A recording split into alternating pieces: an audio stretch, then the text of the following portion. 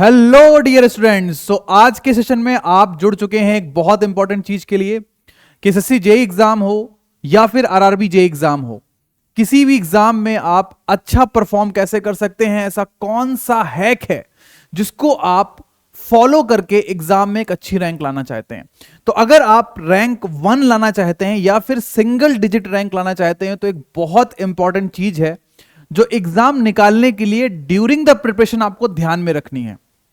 अगर यह बात आपने ध्यान में रख ली तो एग्जाम भी जिंगा लाला और आपकी लाइफ भी जिंगा लाला। बिकॉज एग्जाम निकालने के बाद जो आपको कंफर्ट मिलता है एक अच्छी रैंक के साथ, वो अलग ही होता है।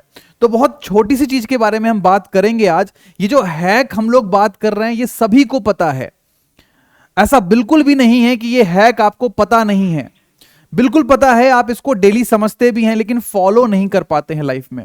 हर टीचर इसके बारे में बता रहा होता है कि ऐसे करना है, ऐसे करना है, इस तरीके से पढ़ना है, लेकिन हम फॉलो नहीं कर पा रहे होते हैं। तो एक छोटा सा सेशन आपके लिए मैं लेके आया हूं। इसमें आपको ये चीज समझनी है कि ऐसा क्या होता है जो टॉपर्स के पास होता है बट एक नॉर्मल स्टूडेंट के पास नहीं होता और एग्जाम निकालने में उसको दिक्कत आ रही होती है। तो ये चीज हम लोग बात करने वाले हैं आज की क्लास में। ध्यान से देखना, बहुत ध्यान से। 3 पॉइंट्स के बारे में मैं बताऊंगा, 3 चीजों के बारे में बताऊंगा। उन 3 चीजों के बारे में आपको ध्यान से देखना है और एग्जाम में आपकी रैंक फर्स्ट आ सकती है, इवन सिंगल डिजिट रैंक आपकी आ सकती है। तो बात करने वाले हैं हम इन 3 चीजों के बारे में। तो ये जो हैक पॉइंट्स हैं ये बहुत सिंपल पॉइंट्स हैं, आराम से आप फॉलो कर सकते हैं। कोई दिक्कत वाली बात नहीं है, कोई टेंशन लेने की बात नहीं, बिल्कुल सिंपल तरीके से समझना है और एक एक करके स्लोली फॉलो करना है। हो सकता है कि शुरुआत में ये पॉइंट्स आप फॉलो ना कर पाए, दिक्कत आ रही हो, बट डेली अगर आप प्रैक्टिस करेंगे, डेली अगर आप इन पॉइंट्स को फॉलो करने की कोशिश करेंगे तो लगभग 1 हफ्ते के अंदर आपकी एक डेली रूटीन बन जाएगी और बहुत अच्छे तरीके से तैयारी भी होगी। तो देखिए क्या पॉइंट्स हैं, एक बार देखते हैं। सबसे पहला इंपॉर्टेंट पॉइंट है कि consistency and dedication. Consistency and dedication मेरे भाई, ये चीज जिसके अंदर है, बाकी दोनों चीजें अगर थोड़ी कम भी करी हैं लेकिन कंसिस्टेंसी एंड डेडिकेशन है आपके अंदर तो believe me you can crack the exam. अगर ये है आपके अंदर तो definitely you can crack the exam. है क्या ये, एक बार देखते हैं ये है क्या। कंसिस्टेंसी एंड डेडिकेशन का मतलब ये है कि आप डेली कितना पढ़ पा रहे हैं। क्या आप डेली जो पढ़ रहे हैं वो आप रिवाइज कर रहे हैं, डेली आप जो पढ़ रहे हैं उसमें आप क्लास कर रहे हैं, बीच में ज्यादा गैप तो नहीं है, और जितना आप पढ़ रहे हैं वो आप समझ रहे हैं कि नहीं, ये डेडिकेशन होता है। यानी कि सपोज मैंने क्लास करी बट मेरा जो माइंड है वो कहां पे है, अरे मेरा बाबू सोना क्या कर रहा होगा, अरे मेरे घर में क्या हो रहा होगा, मेरा एग्जाम निकलेगा कि नहीं। अगर ये सब चीजें हैं तो दैट इज नॉट डेडिकेशन।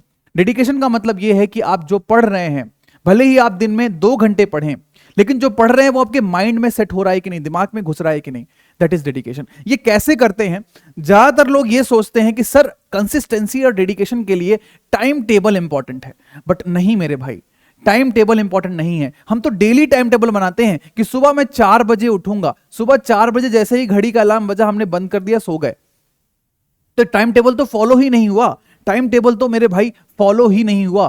तो टाइम टेबल एक बहुत बड़ी दुविधा है, एक बहुत बड़ा मिथ है कि इसको बनाने से हमारी कंसिस्टेंसी आ जाएगी, नहीं आएगी। टाइम टेबल मत बनाएं, टाइम टेबल बनाने की बजाय एक नई चीज मैं आपको बता रहा हूं, टाइम ट्रैकर बनाएं।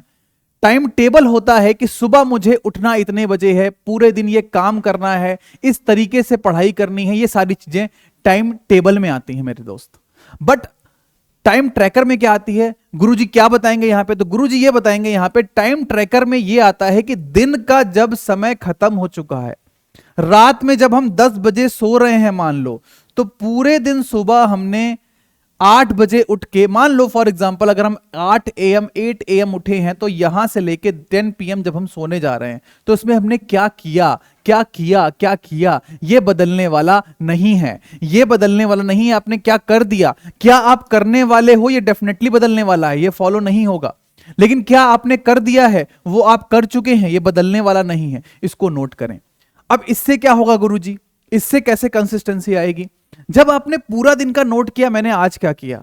हो सकता है कि इसमें 1 घंटे की ही स्टडी निकले, हो सकता है कि इसमें 1 घंटे की ही स्टडी निकले, लेकिन 1 घंटे की स्टडी निकलेगी, आप अपने आप को मोटिवेट करोगे, अपने आप को मोटिवेट करोगे, कल कल मैं 2 घंटे पढ़ूंगा, कल मैं 2 घंटे पढ़ूंगा। बिकॉज एक बहुत बड़ी बात है कि इंसान ठोकर खा के संभलता है, इंसान ठोकर खा के संभलता है। मेरे भाई ये बात ध्यान रखना कि अगर आपने आज 1 घंटे पढ़ा है तो डेफिनेटली आपको लगेगा कम है, अगले दिन आप ज्यादा पढ़ने की कोशिश करोगे, फिर अगले दिन का टाइम ट्रैकर बनाओ और देखो डेफिनेटली अगले दिन आपका 1 से 1.5 घंटा हो जाएगा, अगले दिन आपका 2 घंटे हो जाएगा। तो टाइम टेबल नहीं बनाना, ये कभी फॉलो नहीं होता, टाइम ट्रैकर बनाने की कोशिश करो, डेफिनेटली फॉलो होगा। तो पहली बहुत इंपॉर्टेंट हैक ट्रिक है, कंसिस्टेंसी एंड डेडिकेशन के लिए टाइम ट्रैकर का सहारा लो।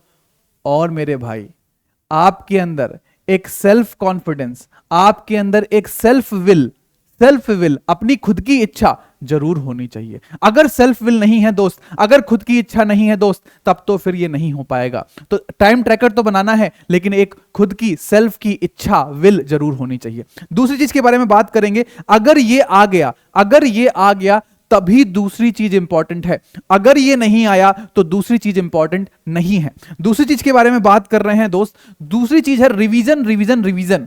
अगर आप डेली कंसिस्टेंसी से पढ़ रहे हैं, डेली डेडिकेशन से पढ़ रहे हैं, तो एग्जाम निकालने में आपको कोई नहीं रोक सकता, एग्जाम आपका निकलेगा। बट रैंक दोस्त कंसिस्टेंसी डेडिकेशन के बाद रैंक अच्छी कैसे आ सकती है? किसी स्टूडेंट की रैंक 200 है, 300 है, 100 है, 50 है, सब कंसिस्टेंसी एंड डेडिकेशन से पढ़ रहे हैं दोस्त। लेकिन गुरुजी रैंक किसकी अच्छी आती है भाई? रैंक अच्छी आती है जिसने रिवीजन किया है, जिसने दोस्त रिवीजन किया है अच्छे से, उसकी रैंक ज्यादा अच्छी आती है। बिकॉज जिसकी रैंक 200 आ रही है, 300 आ रही है, वो 100 में करेगा 60, 100 में करेगा 70, या 200 में करेगा 120, 140 तक अटेम्प्ट। नंबर कितने आएंगे? नंबर आएंगे उसके 100, 102, 105। लेकिन जो टॉपर है 200 में बोल रहा हूं, 200 में 102, 105, लेकिन जो टॉपर है वो टॉपर क्या करेगा? वो टॉपर में 200 नंबर का अगर पेपर है, मान लो एसएससी जेईई का प्रीलिम्स 200 का है, तो वो अटेम्प्ट कितना करेगा? वो 200 में अटेम्प्ट कर रहा होगा 160, 180 अटेम्प्ट कर रहा होगा, नंबर उसके आएंगे 140 के आसपास या 130 के आसपास।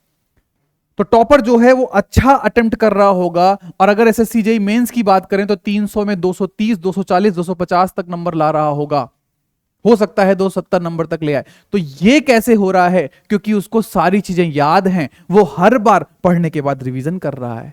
और इसमें सबसे ज्यादा इंपॉर्टेंट क्या है? इसमें लोग क्या करते हैं गलती, प्रिंटेड नोट्स ले लेते हैं।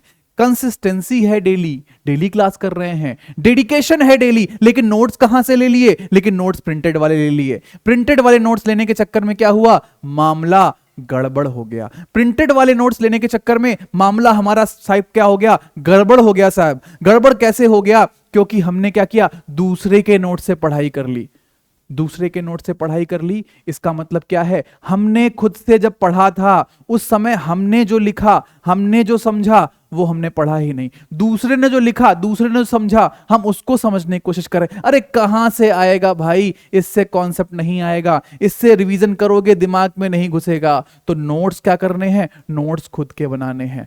नोट्स खुद के बनाओगे, उसका रिवीजन करोगे, इतने अच्छे तरीके से माइंड में फिट होगा दोस्त, इतने अच्छे तरीके से माइंड में फिट होगा दोस्त, कभी नहीं भूलोगे, कभी नहीं भूलोगे। तो इसलिए नोट्स खुद के बनाएं। रिवीजन में ध्यान क्या रखना है? अपने नोट्स बनाएं और अपने नोट्स का बार बार रिवीजन करें, ज्यादा अच्छे से याद होगा, मेंस में बहुत अच्छे से लिख पाएंगे। तो एक बात का ध्यान रखें दोस्त, नोट्स अपने खुद बनाएं, सेल्फ नोट्स बनाएं, तभी आपका जो है रिवीजन इफेक्टिव होगा।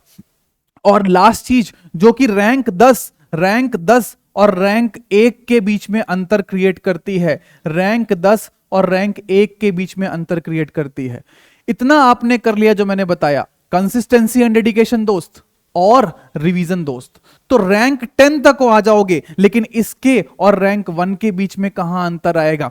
यहां अंतर आता है प्रैक्टिस करने में।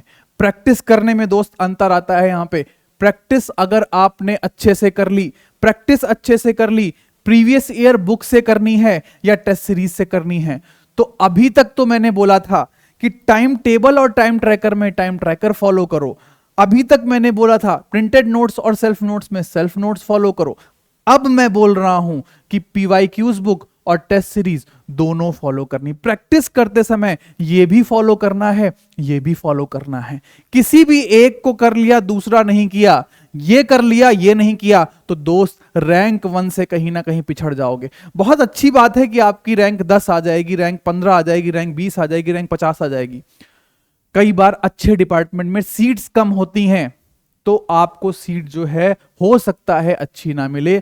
अगर रैंक 1 लानी है दोस्त, एक इतिहास रचना है, यह दिखाना है कि मैं हूं इस साल सबसे ऊपर, क्योंकि मेरे भाई चांद पे कदम रखने वाला पहला आदमी तो नील आर्मस्ट्रांग था, दूसरा कौन था? कौन था दूसरा? दुनिया में बहुत कम लोग जानते हैं। दूसरे को लोग नहीं याद रखते, लेकिन पहले को याद रखते। तो ऐसी पहचान बनानी है। मैं ये नहीं कह रहा हूं कि दूसरी रैंक वाला खराब है, गलत मतलब नहीं निकालना है। मैं ये नहीं कह रहा हूं दूसरी रैंक वाला खराब है, दूसरा भी अच्छा है, तीसरा भी अच्छा है, पांचवा भी अच्छा है, 10वां भी अच्छा है, लेकिन पहले की बात ही अलग है। अगर पहला रैंक AIR 1 लाना है तो दोस्त ये दोनों करने पड़ेंगे, ये दोनों करने पड़ेंगे। ये दोनों करने के लिए, ये दोनों करने के लिए, ये दोनों करने के लिए आपको क्या करना है? PYQ बुक प्रैक्टिस करते रहना है लगातार।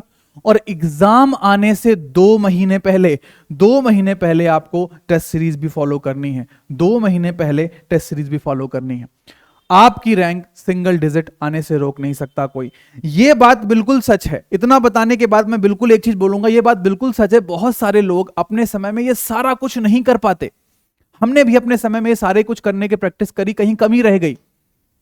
कुछ लोगों की कमी नहीं रही। हम में से ही कुछ लोग हैं जिनकी रैंक 1 आ गई, हम में से ही कुछ लोग हैं जिनकी रैंक 10 आ गई, कुछ लोगों की रैंक 100 आ गई, कुछ लोगों की 200 आ गई, कुछ लोगों की 1000 आ गई। लेकिन हम लोगों ने रैंक 1 जरूर प्रोड्यूस करी है। हर साल हम स्टूडेंट्स को पढ़ाते हैं, हर साल स्टूडेंट्स रैंक 1 लाते हैं, 2 लाते हैं, 5 लाते हैं, 10 लाते हैं। तो बात ध्यान रखना कि जो हम पढ़ा रहे हैं, जिनको हम पढ़ा रहे हैं, उनकी रैंक हिस्ट्री में भी 1 आई है और आप भी ला सकते हैं।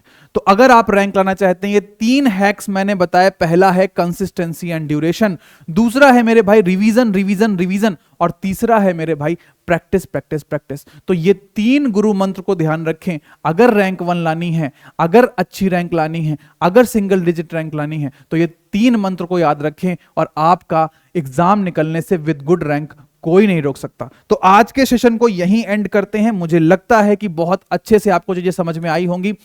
आप क्या रैंक एक्सपेक्ट कर रहे हैं? इन 3 चीज करने के बाद कम से कम आपकी रैंक क्या आ जाएगी? कमेंट बॉक्स में जरूर कमेंट करें। और आपको क्या लगता है इन 3 हैक्स के अलावा और ज्यादा क्या इंपॉर्टेंट आपको लगता है? कमेंट बॉक्स में जरूर कमेंट करें। चलिए मिलते हैं नेक्स्ट सेशन में, तब तक के लिए सभी को bye bye, thank you, take care.